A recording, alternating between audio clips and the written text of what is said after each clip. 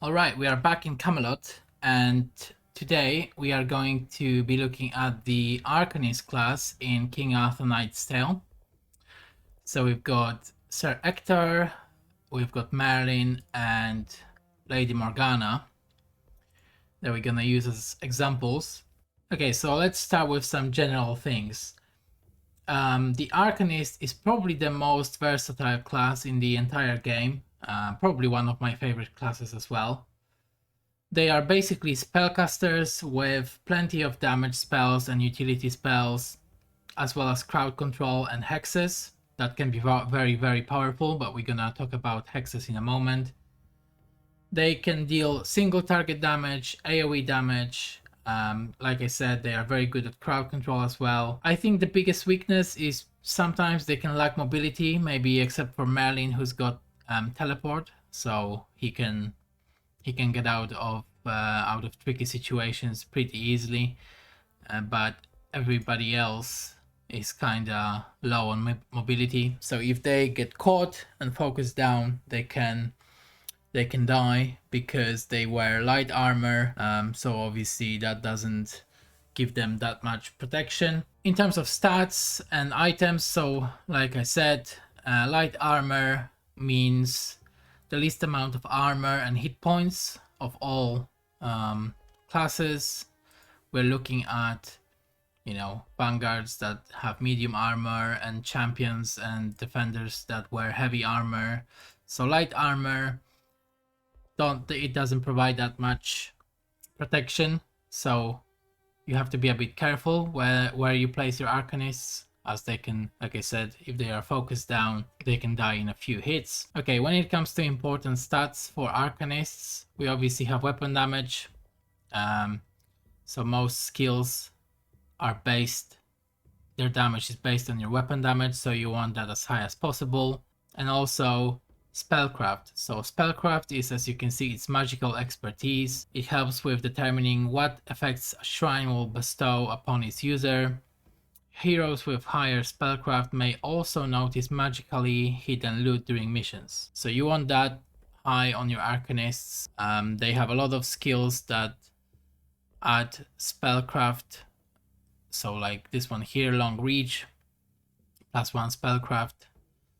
So you will have, when it comes to spellcraft, your Arcanists will be the ones that have this stat pretty high compared to any other classes. You can see other classes have it at 1 or 0. So I would say those are the two most important stats. Armor breaking is obviously good as well for some skills. There is also hex intensity, which we're gonna talk about in a moment. You can see this is a bit weird because one thing about Arcanists is that compared to other classes, they really are very different. Every Arcanist feels like a completely different class. So that's why it's a bit hard to talk about them all together in one video.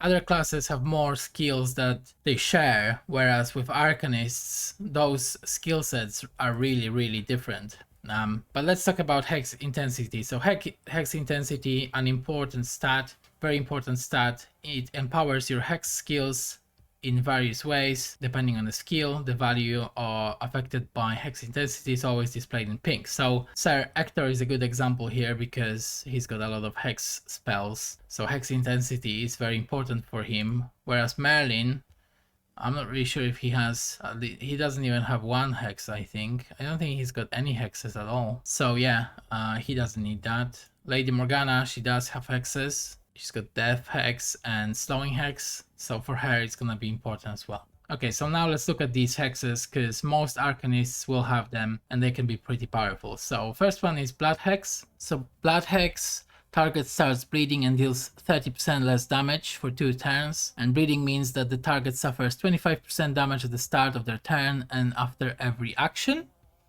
The cooldown is 2 turns, AP cost is 2. You can reduce the cooldown by 1, so normally it's 3 turns. You can add 50% hex intensity to this hex, and that affects the damage debuff, so minus 30% less. But with that intensity here and that intensity here, those are the stats that affect that. Then you can increase the duration by 1 turn. and you can upgrade it so that it reduces physical debuff resist of that target by 10%. And Lady Morgana has that skill as well here.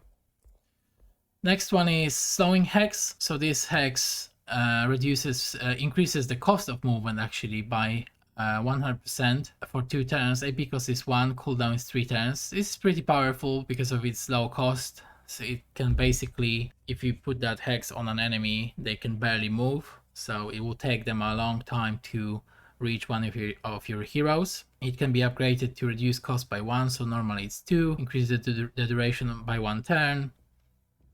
And you can change it to an AoE skill that affects all units in a 3x3 tiles area, but then the intensity is reduced by 40%. And you can also upgrade it to cause 10% vulnerability. It means that the target will suffer 10% extra damage. And we've got that one here for Lady Morgana. And then last but not least, we have the Death Hex. So Death Hex means target loses 30% of its current vitality for 1 turn. This is very, very powerful because some targets, some big enemies, they have a lot of HP, and this spell is a percentage of their HP. So you can upgrade it to reduce the target mental debuff resist by 10% during the duration. You can upgrade it to add vulnerability 20%. You can reduce the cooldown by 1 turn. And you can also add 40% hex intensity for this hex. And it's the same here for Lady Morgana. You will also have a lot of other skills that boost hexes. So one of them is Master of Hexes. Gives you 25% hex intensity. And then plus 10% hex intensity with this upgrade. You can upgrade it to reduce armor of enemies affected by any hex by 4. And then you can reduce the cost of all hexes by 1 AP, and then you can upgrade it so that the hero weapon damage is increased by 5% for every active hex. So that's pretty good. I didn't take it because I wanted to check out some other skills, but it's a very powerful upgrade, and you've got that here on Lady Morgana. You also have this one here, Potent Hex. It gives you 20% hex intensity and plus 1 spellcraft, and you've got Terror Wings. Gain 1 movement AP at the beginning of each turn for every active hex. So sometimes mobility is a problem for these Arcanists, so that is not a bad skill. Okay, so let's look at, and we've got that here on Lady Morgana, Potent Hex and Terror Wings. Maybe I'll put them next to each other, that makes more sense. Okay, another skill that Arcanists have in common is this one here, Magical Armor. At the start of every encounter, gain 29 armor that will only protect the hero from the first attack. So the first attack, you're pretty well protected. I think all Arcanists have that I think all Arcanists have that skill. So we've got here, we've got it here on Lady Morgana, and it's on Merlin as well. So you can upgrade it to give your hero 12 more armor, plus 1 injury token, which is pretty good. You can upgrade it so it lasts for 1 additional attack, and you can upgrade it so it gives you even more armor. Overall, this is a pretty good skill. Like I said, sometimes you may find yourself in a tricky situation, so this skill is always there to protect you from that first 1 or 2 hits. Another one is this one here, Spell Resistance, minus 25% from incoming spells. I don't think it's that good because most of the time you just want to keep your Arcanists at the back, so they are not gonna be taking that much spell damage. And to be honest with you, I haven't seen that many enemies that deal huge amount of spell damage, so I don't think that skill is important. You can be immune to burning effects, decrease the damage from spells by additional 10%. You can get some mental debuff resist, fully negate the effects of the first incoming spell in each encounter. I just don't think it's that useful, but I believe, yeah, it's here on Lady Morgana, and we've got it on Merlin as well. And then we've got Strong-Willed, plus 30% mental debuff resist. Again, I haven't seen that many enemies where it would matter for someone who stays behind. You just want to avoid being hit. You don't need these skills. When you're hit, it's probably bad already, so you really just want to get out of that situation or kill that enemy that hit you. You don't need to like try and survive, because there is only so many hits you can take. There's also this skill called Spell Power. Range of skills is increased by 1 tile, and their weapon damage is increased by 10%, and it gives you +1 spellcraft. That's also something that all Arcanists have, and it's a very good skill. And then we've got this skill called Mindstorm. If at least 3 skills are on cooldown, casting a skill reduces all currently running cooldowns by 1 turn. Also very powerful, and we have it on all Arcanists. So that's pretty much it when it comes to the stuff that Arcanists have in common. Other than that, their skill sets are very different. So Sir Ector is good at AoE fire damage with skills like Fire Blast, so he can deal 70% weapon damage to every unit in an area of 3x3 tiles with an AP cost of 4. Very good, very powerful AoE attack. He's got War of Flame, another powerful skill. He creates a 4 tiles long wall of flame using the cursor. The wall lasts for 2 turns, and units within its area suffer 50% weapon damage when it's cast, and 20% weapon damage at the start of their turn, and for every tile they move in. And then you've got this Master of Fire skill that increases the damage of fire skills by 10% with various upgrades. He also has this Force Bolt, which is his main source of damage. It's a single target attack that deals 100% weapon damage and knocks the target back. And there's one upgrade which is really good, this one here. Force Bolt fires 3 missiles instead of 1, but each one deals only 34% weapon damage. These missiles can be targeted individually. So instead of attacking 1 target, you can attack 3, but you can also just cast all 3 against 1 target, so you'll get the same damage. If you cast all 3 against 1 target, it's the same. So this is a great upgrade. But with those 3 Arcanists, he's probably the weakest one. Lady Morgana is much stronger. She's focused on freezing spells, on chill effects. So she's got Ice Bolt, a ranged spell that deals 100% weapon damage and causes chill for 1 turn. And chill means the enemy starts their turn with 30% less AP, 33% less AP. We've got Glacial Strike.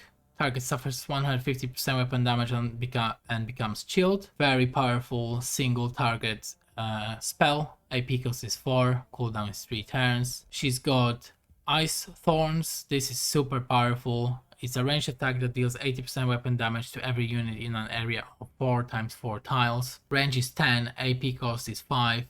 One of the best AoE attacks in the game for sure. And then you can add some damage to it.